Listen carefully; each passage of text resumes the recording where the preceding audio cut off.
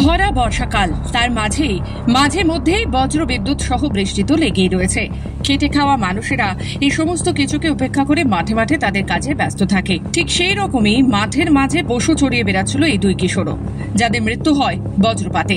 শনিবার মর্মান্তিক ঘটনাটি ঘটে বান্দোয়ান থানার কুচিয়া গ্রামের পাশে সিআরপিএফ ক্যাম্পের অদূরে।